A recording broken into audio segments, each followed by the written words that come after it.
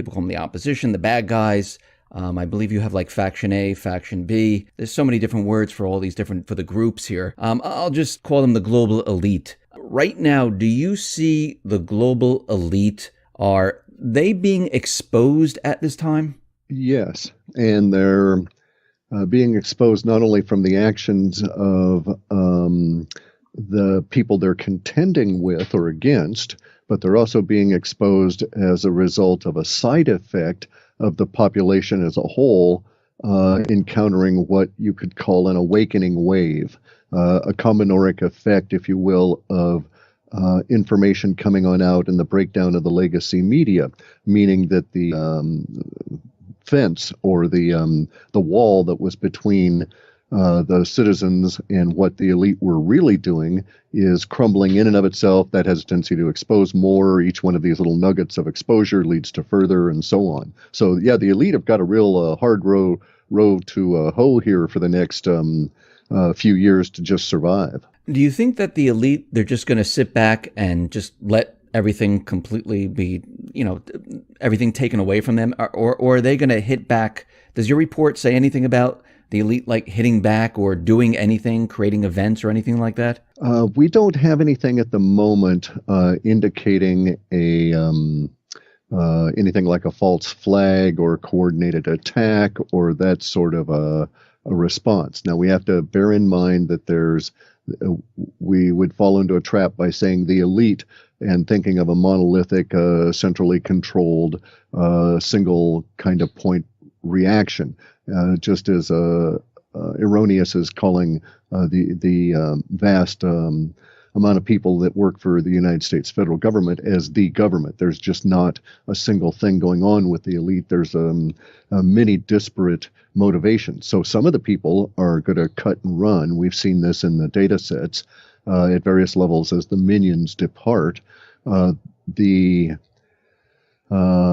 practical reality that we're facing has a power pyramid at its top that has been controlled for some 70 plus years by secret societies that have been infiltrated and are being used to hide criminals. The criminals are both criminals against the populace economically and against the populace in many other different forms, including the pedophiles. And so the criminality has been hidden by the juxtaposition of the secret societies being ubiquitous throughout government as well as in the media. So there's, and the justice system and so on. So the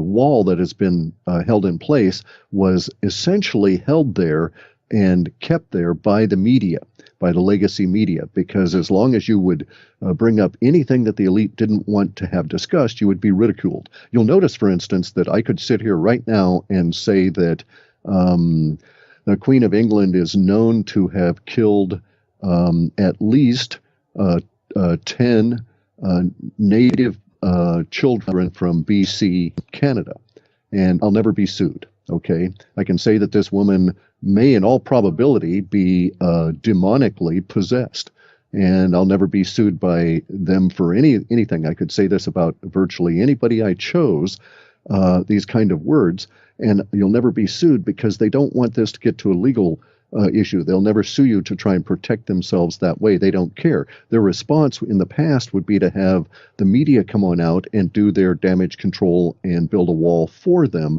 and basically ridicule you into silence, just like the UFO people that have an encounter and see an unidentified aerial phenomenon and report it to the authorities and media in the past would be ridiculed, and so we were set up to mentally not see these things. That whole mental process is broken down due to circumstances that we needn't go into at the moment, but it's really giving the elite a huge problem on many different levels. Now, in your report, you have something in there that says there's going to be a global backlash against the media corporations as part of this shifting narrative over 2017. There's a national movement against the media. What do you mean by this? It's going to come out that major corporations, whether it was by direction of the board of directors or whether they were infiltrated by a secret society that all worked as a as a whole within that corporation, but these corporations have been feeding into our media a a mental mind control kind of a thing for the past 40 or 50 years. These organizations, it'll come out this year as to what they've been putting into their media offerings, their entertainment offerings, and how negative it was for us as a social order and for individuals. And there'll start being suits against these companies, and then there will be a giant sort of mom's march against the evil entertainment industry. And to a certain extent, it shows in our data sets as taking on some of the language of fundamentalism, but it's not religious in nature. It's more of just an outrage. It's very much driven by feminine energy. It's very much driven by protecting the house. It's very much driven by feeling of unacknowledged victim status, in the sense that you didn't realize you were being victimized. So some of the examples would have companies such as the cartoon manufacturers be sued. And then as a subset of that, because of the sexualization and the hidden messages and subliminals within the cartoons they're making. And so it'll get to the point where the legacy media and especially the broadcasters are just going to be raked over the coals. I mean, they're just going to be eviscerated as people start tearing through their offerings and pointing out all of the hidden subliminals that are causing a lot of the problems that we have at the moment. So imagine a situation that is quite bizarre to think about. But in the 1890s, there is a resurgence of the Masonic lodges in the northeast of the United States. Over the course of the next 50, 60 years, that lodge is actually, in the resurgence, it was 100% infiltrated by a particular small core of people that took the lodge in a direction that it should never have been taken, and it ended up hiding a network of individuals that were coerced and coercible because they were all pedophiles. Now, one of the things that they did was to decide that sometime in the late 30s and early 40s, as the war was getting ramped up in the U.S., they decided they would start using the new media that had come on out, radio, television, or radio and movies, to start prepping the population for their grand scheme, because these people were thinking in 100-year time frames. And so in their minds, the idea was, oh, well, we're pedophiles. We need victims. Let's get our victims all prepped by putting all this stuff in the cartoons and get at them from an early age. And this will do two things. It will ensure a ready supply of easily or more easily obtainable victims. And at the same time, it will bring out anybody that's like ourselves. And there'll be more of us, which means that we'll be individually more protected. Bear in mind, these individuals feel threatened constantly because of their deviant nature, and they know that discovery leads to quite terrible things for them. And that's actually been what we've been living through. And so some of the corporations that we laud, and there's no point in me going into names, are going to be first sued as the truth starts coming on out. And it'll come on out with a couple of brave individuals that said, look, I watched your cartoons for, X number of years, and I'm a twisted, horrible wreck, and I'm going to sue you for it. And that is the kind of like finger being pulled from the dam that starts the whole onrush that later on over the course of this year starts changing the nature of corporate culture across the Western world. In your data sets, does it show that like Trump is actually trying to release, and Bill Holter calls them truth bombs? Is he actually releasing truth bombs and seeing how the public reacts and the corporate media reacts? Do you see anything about that? That would go to intent. Okay. And so, no, our report doesn't do that kind of intent. It discusses the projection of events and the language about them. So that would really be speculating about somebody's intent. And I wouldn't know why they were doing them, but it indeed does show that will be done. And in fact, we're able to look at enough of it arising that I was able to label it as Strategy 3, the idea of creating a third force. Those words also appeared in the data. And the idea is that if we had Faction A and Faction B, Faction A is now the disloyal opposition, and is going to cause problems for the new ascendant Faction B. One way to derail Faction A would be to take a large chunk of their popular support and create a third force that was not necessarily opposed to Faction B because it had been liberated by some level of truth. And that's at least the thinking that's being illustrated in the report. And so we've got some factual things on the ground here these last few weeks, especially, that would point towards that being an effective forecast. I'm going to get into the economy right now. In your report, you have a section in there that talks about the economy. What do you see for the markets during the year of 2017? The market, I mean, there are people out there saying the market's going to go to 100,000. Are you seeing this? Where do you see the markets going? If you mean like shares, the stock markets, yeah, the indications in the data are that we'll be discussing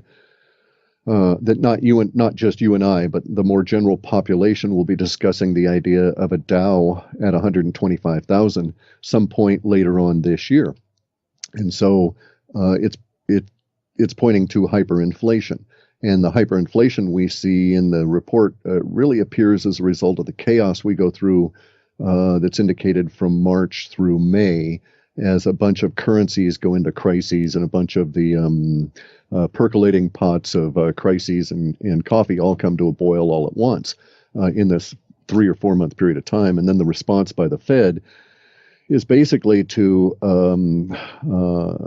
I guess you'd have to say, abandon the dollar or not support it anyway, and let the dollar be totally debased in order to try and support the system as a whole.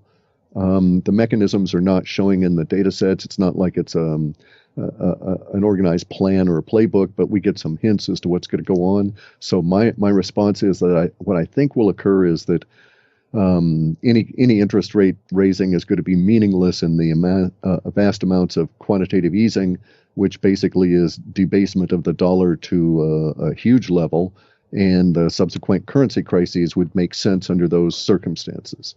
Now, the last time we spoke, we talked about the economy not doing well, where ATMs were going to run out of currency, people were going to lose pensions, the housing market was going to go bust.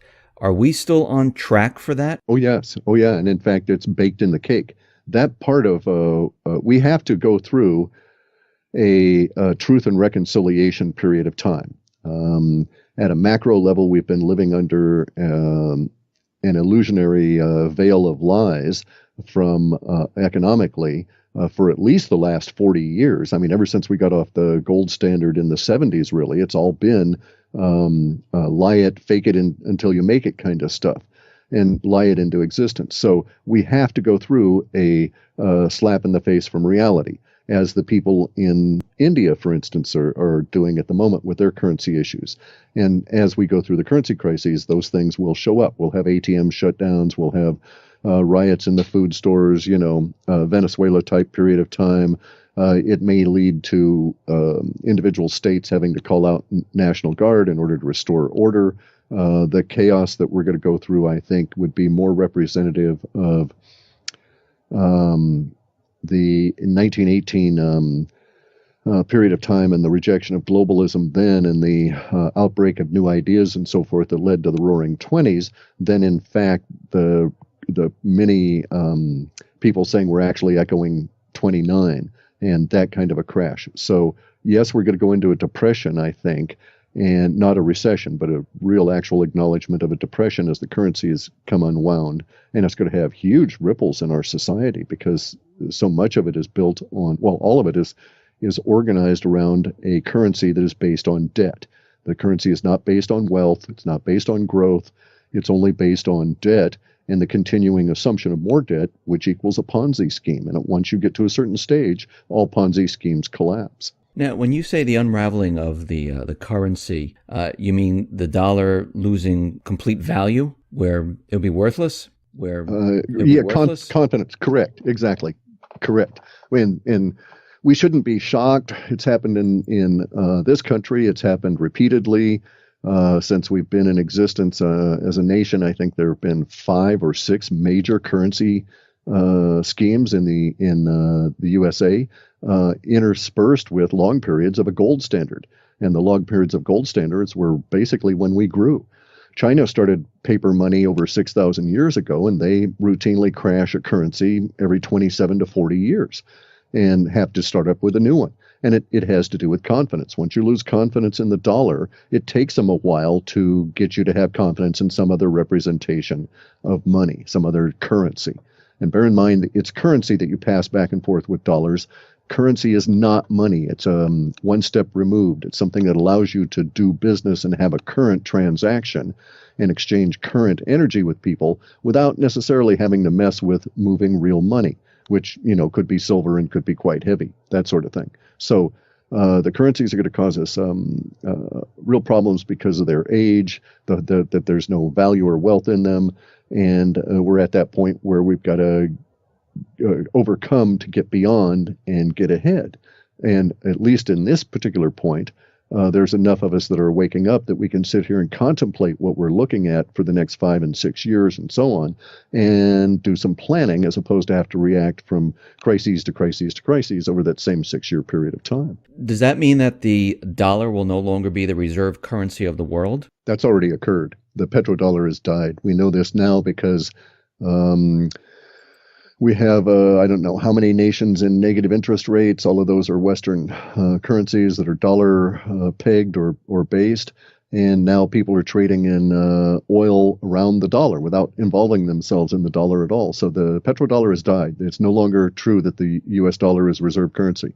And we're going to find that out really rapidly this year when it's going to turn out that the Federal Reserve Bank, which is not part of the federal government, has no reserves, and is not a bank, is going to try and issue or trying to buy debt that's being issued by the U.S. government that won't be bought by foreign nations. So in our data sets, we have data for a period of time later this year, probably in midsummer or later, in which bond offerings for U.S. Treasuries are only purchased by the Fed. So you're starting to make and eat your own dog food.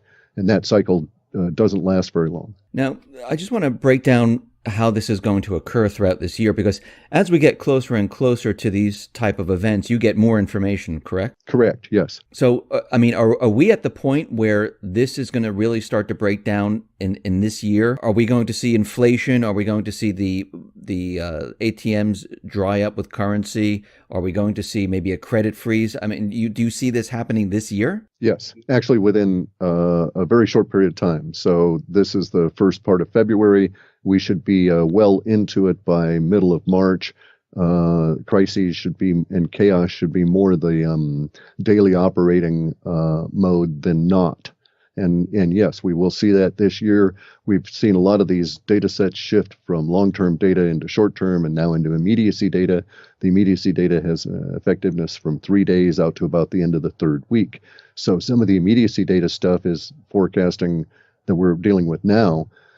For the next report is already forecasting events into early March, and that's not that far away. So what does the Fed do at this point? Are they just going to sit back, or are they going to start creating currency like crazy? The latter. Bear in mind, these people are not very smart, okay? They're, no offense to the general population at all intended, but these individuals are academics in the Fed. None of these people have ever had a job. None of them have ever had to make anything, build anything, create value on their own. They only know things from a book fashion. Plus, schooling, academic schooling, especially in the United States or the Western world, has one purpose, and that is matriculation, to graduate. In order to graduate, you have to regurgitate the thoughts of old dead people. Schooling does not teach people to think originally. It doesn't even teach you to think. It teaches you to memorize facts and spit them back out.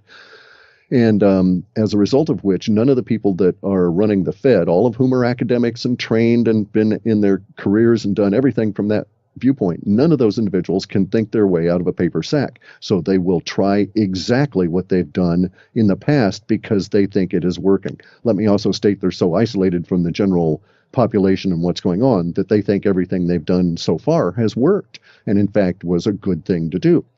And so they'll do a quantitative easing. They may raise rates, but it won't matter because of the actual rate of inflation going will be far greater at like the mortgage rates and so on at that level of things, and they'll try a huge level of quantitative easing. Now, in the past, we've had a weird, interesting sort of a situation. So, since 2008, all of the quantitative easing, which is the creation of digital money, which we would say is printing money, all of that has led to very, very, very low inflation rates in an otherwise deflationary environment.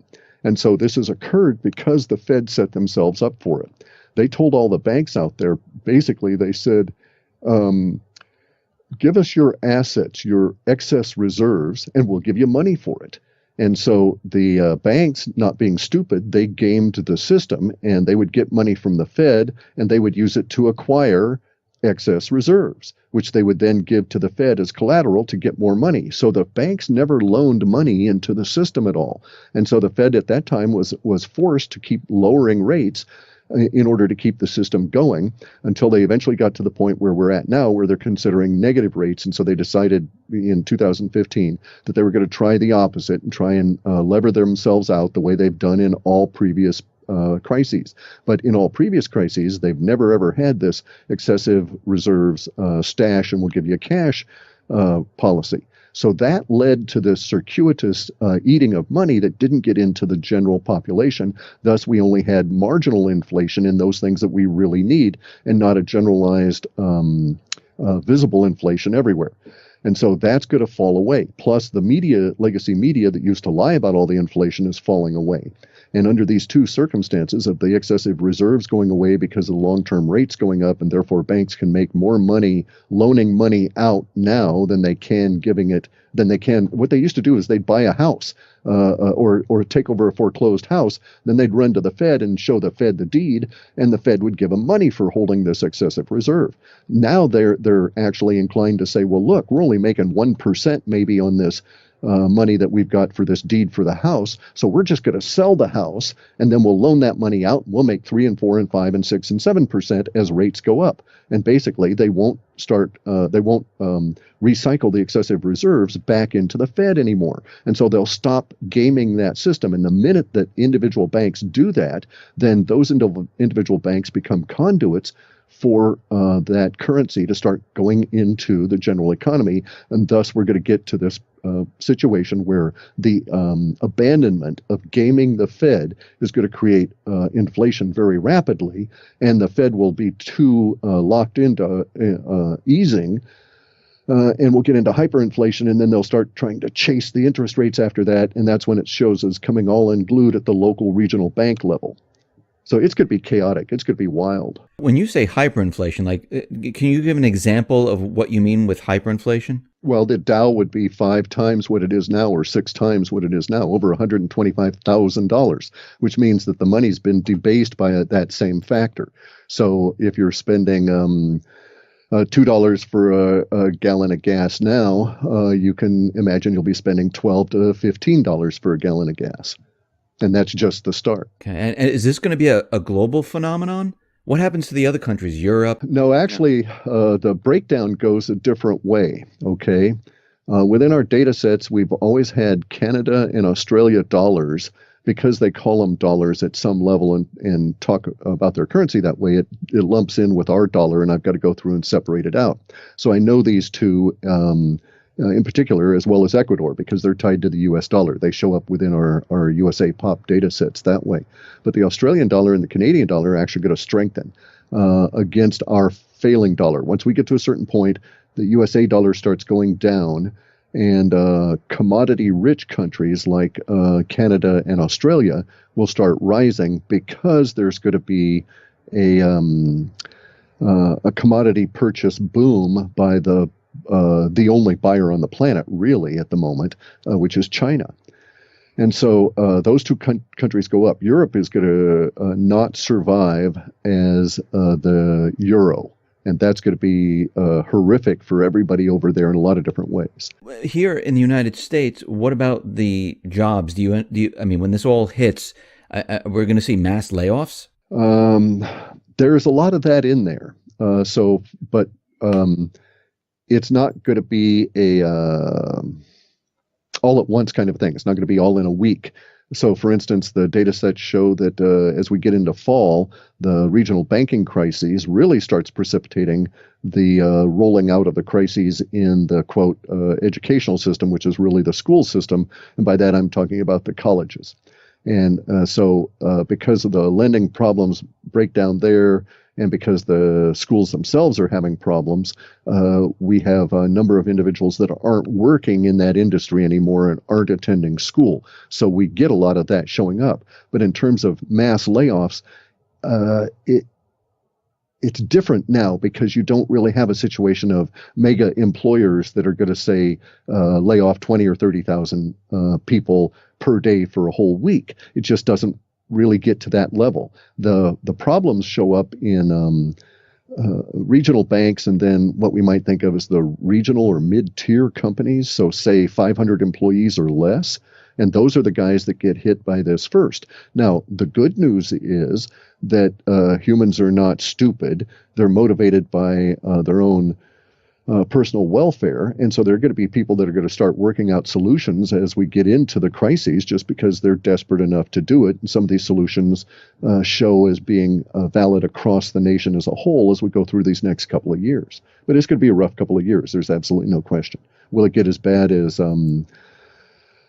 Greece or Cyprus or Venezuela? Probably, but I don't think that'll be ubiquitous across the country all at the same time. So you think this is going to last for a couple of years where people are struggling? This is not just going to be like, 5 years at least 5 years. We have these two broad memes, if you will. Okay. And one of them is that we've separated out into what we call USA population, USA pop. Then there's global pop. Now, USA is as a population is a subset of the global population. But just separating it and looking at the two, we see that there's these like counter juxtaposition on waves. So as we're going down because we've got to deal with all of the problems that originate from the 40 or 50 years of being lied to constantly about everything economic and everything, period. And we've got to get real on things. Those people that are already real, that are living in what we might call the emerging markets, their trend lines are definitively up. So it'll be really bad here in the Western world, and it'll affect places like the North America very negatively for at least 5 years. But it's going to be sort of a good 5 years because we get to destroy the past and rebuild ourselves more healthy. And at the same time, we've got people on the outside, so to speak, that are doing well that will also be able to help us along, that are not, anti-USA pop, right? That see that, they really do need the assistance and this kind of thing. So we get to have a new relationship with the planet as a population, and we got to work our way through some of the lies of a dying empire, if you will. And this will be a good thing for us in the end. And, birds will sing, the sun will come on out, all of this kind of thing. But we're going to have a rough period that will be these 5 years. And in some areas of the country, probably longer, because they're going to get to it harder or, later, that kind of a thing. But yeah, what do they say? You can ignore reality as long as you want, but you can't ignore the consequences of ignoring reality. And we're at that point right now. So as we're seeing hyperinflation, what happens to gold, silver, cryptocurrencies like Bitcoin? Do they move up? Do they move down? Oh, certainly. No. They shoot through the roof because the hyperinflation will chase real assets in a definitively human way. If you've gotten a big windfall of several $100,000 and you realize these $100,000 are less valuable than the money you'd gotten last month, well, you're going to get rid of them. You're not going to hold them, and they'll try and chase silver, gold, and Bitcoin. And very rapidly in our data sets, the silver and gold in the United States go to no offer. That is to say, nobody's offering to sell any simply because the mechanisms here, basically what happens is this. In our data sets, we've got all these lies that are breaking down at an economic level. Some of these lies include the idea of setting the value for metals and such within a paper derivative contract kind of a place. And those lies end up going away, and we go to no offer here because people see that, oh, look, if you go and try and sell your silver in the same place that they trade these silver contracts, you'll get maybe $100 an ounce for the stuff. But if you hold out and actually sell it as physical silver to a guy who's willing to come and pay you, you'll get $345 an ounce for it. And that guy is probably going to work on getting it over to China, where they'll pay $500 an ounce for it. And so real arbitrage comes back to real goods again as the confidence factor goes in the dollar. So what we see is sometime in this crisis period, March through May, we're going to get a much more visible or public face on the stupidity of the Fed. And when you start having a lot of individuals that are respected saying very negative things about the people that are involved in the Fed and pointing out that they're not brilliant, don't know what they're doing, and are in fact a criminal scheme from the get-go, well, confidence is going to go real quick. And so our data sets show that is coincident with the problems in the regional banks and so on, because it all relates to currencies, and currencies have basically a single crisis this year. And that crisis at its core is confidence. So what this sounds like to me is that we're going to be going through this reset, and this reset's going to be painful. Is the central bank still going to be in existence after all this is said and done? I would hesitate to use the word reset, okay? Okay. The reason that I hesitate to use that is because I'm not being fixated on the language per se, but there are nuances that need to be brought up. A reset language, if you use that word, it implies there's a connotation involved that there's an authority that is making that reset occur, and that this reset is an organized kind of a thing. And so we do not show that connotation within our data sets. So I don't use that word. Because, for instance, they say, oh, there's going to be a reset in the value of the Iraqi dinar, and all those people that bought dinar for, parts of a penny are going to be mega rich. And that reset, and the language, whenever you see this language in the woo-woo world, reset used, it is always going to this idea of what I call the external savior myth. That is, that there's going to be someone outside the system that's going to cause it to be saved. And that is not the case that we have here. We don't have a reset. We have all of humanity struggling to, well, especially because of the Western world, but we have the Western Empire struggling to come out of empireness and the lies that have held us all in that state of mind for, like, as I say, the last 40, 50 years. After all this, who controls the monetary system? Is it still the central bank? No, we don't. We have the central bank sort of dying in the sense of not being killed, but dying like competition. Like, they're the local barista that has bad coffee. Nobody just goes there anymore. They just, yuck, I've tasted that. It's no good. Let me go get my silver, gold, Bitcoin. And Bitcoin shows up as being very useful to the point where we as a social order end up having slang terms for decibits and millibits. And so we know that the slang will evolve because there's forecasts of that within our work. We just don't know what those words are going to be, but we'll have words for millibits that are equivalent to the word for a penny or for a lira, that kind of a thing, right? Because we'll be using it. We'll be transacting in that. Cliff, do your data sets see anything that has to do with war or anything like that? There's a lot of it, but no, we don't have, there's a lot of the grumbly level war language, all right? But in general, that appears to be winding down in the long-term data sets. So it is as though Faction A, when they were in control, had so much of the resources going into the wars that they were able to sustain those because they were constantly being paid for.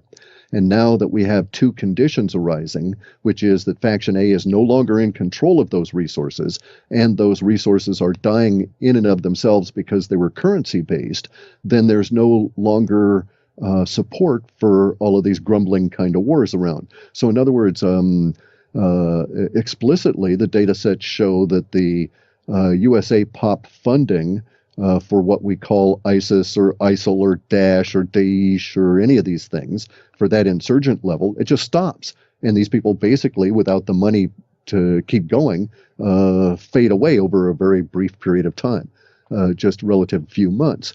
And a lot of the that level of warfare is removed. Now, we do have a lot of stuff involved with, at the very far end of things, with military bases being shut down and troops being brought back. Again, all of this economic. And so the trend, if you will, within our data sets is counter-war, is like anti-war, not like in an anti-war protest, but rather in the breakdown and re-unfoldment of a lot of the older warfare kind of material back into the civilian society, just because we need it, just because we can't afford it anymore. Cliff, I really appreciate you taking your time out and being on the X-22 Report Spotlight. Once again, how can people see your work? I have the reports available at a place, halfpasthuman.com, and I have a YouTube channel, Clif High, for when I put out video updates. Once again, thank you very much for being on here, and I'll put all the links at the bottom of the video. Thank you very much for asking. Thank you.